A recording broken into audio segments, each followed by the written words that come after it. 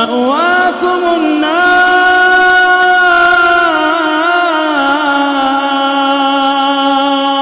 مأواكم النار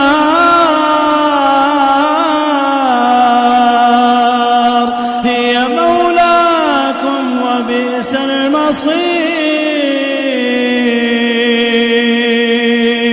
ألم يأن للذين آمنوا أن تخشع قلوبهم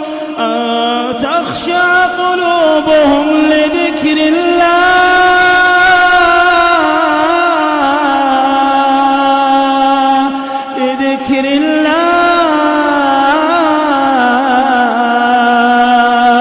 وما نزل من الحق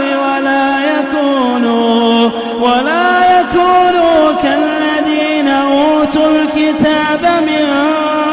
قبل فطال عليهم الأمد فقست قلوبهم وكثير منهم فاسقون فرعون ذروني أقتل موسى وليدع ربه إني أخاف أن يبدل دينكم أو أن يظهر في الأرض الفساد وقال موسى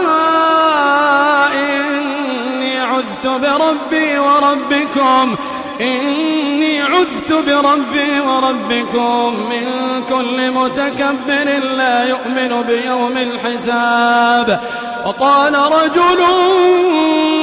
مؤمن من آل فرعون يكتم إيمانه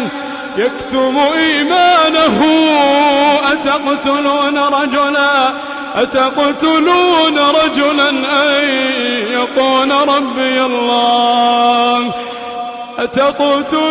رجلا أن